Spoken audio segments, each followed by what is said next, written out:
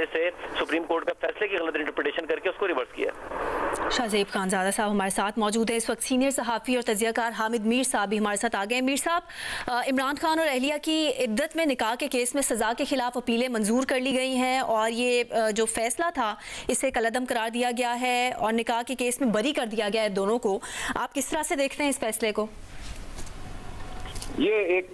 मुतवक्का फैसला था और ये आपको याद होगा कि ये फैसला जो है ये पहले एक और जज साहब इस फैसले की हेयरिंग करके और इसको महफूज कर चुके थे और उन्होंने अनाउंसमेंट करनी थी, लेकिन अनाउंसमेंट वाले दिन जो है वो खावर मानेका साहब जो हैं वो उन्होंने वहाँ पे काफ़ी हंगामा किया और फिर उनको कहीं से सपोर्ट भी हासिल थी, लिहाजा जज साहब जो हैं वो चेंज हो गए और फिर एक और जज साहब आए। फिर इस्लामाबाद हाई कोर्ट ने हुक्म दिया एक महीने के अंदर अंदर इस केस का फैसला किया जाए। तो यही एक फैसला आया है, यही फैसला जो है वो एक्सपेक्टेड था। अगर आप कानून को पढ़ें, जिस कानून के तहत पाकिस्तान पिनल कोड की जो दफात लगाई गई हैं वो इस केस पे अप्लाई ही नहीं होती,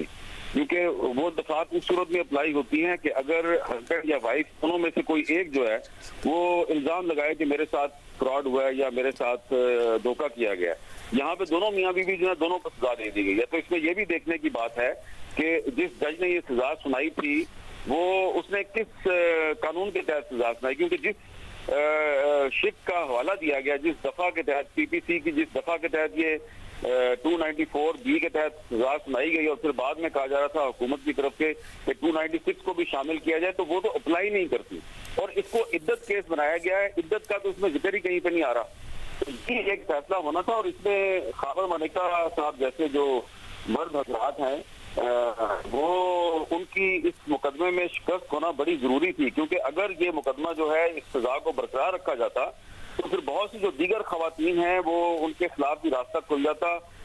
हमारे मुआशरे में मर्द जो है उनके पास सबसे बड़ा हथियार यही होता है कि वो औरत पर झूठा इल्जाम लगा देते हैं और उसके बाद एक मुकदमा पुलिस की मिली भगत से दर्ज करवा के और फिर वो फैसला करवा देते हैं। तो अगर ये फैसला खत्म ना होता तो इससे जो पाकिस्तान में जो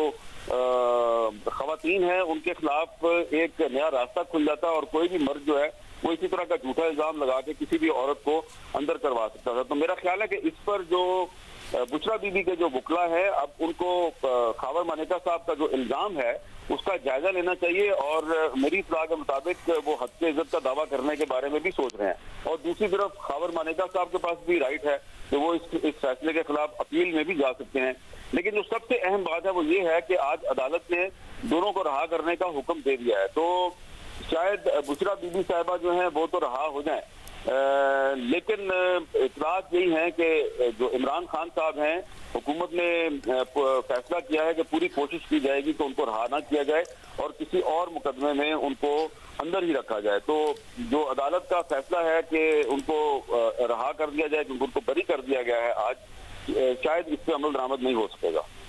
शाहजेब साहब, जिस तरह हामिद मीर साहब कह रहे हैं कि आज रिहाई का हुक्म तो मिल गया है, बुशरा बीबी के चांसेस हैं कि वो रिहा हो जाएं, लेकिन उस पर शायद अमल दरामद ना हो सके, आपको लगता है खावर मानेका चैलेंज करने की पोजीशन में है इस फैसले को?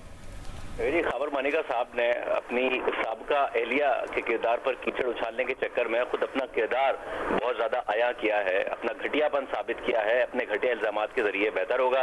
कि इस मामले को वो आगे ना बढ़ाएं, क्योंकि हर तरीके से वो गलत साबित हुए हैं। अगर वो ये भी कहते हैं कि जी 14 नवंबर 2017 को मेरी तलाक हुई थी और 1 जनवरी को शादी हुई तो वो इद्दत के दौरान हो गई, तो ये भी गलत बयानी करते हैं, क्योंकि 47 दिन बनते हैं और फतवा मौजूद है सुप्रीम कोर्ट का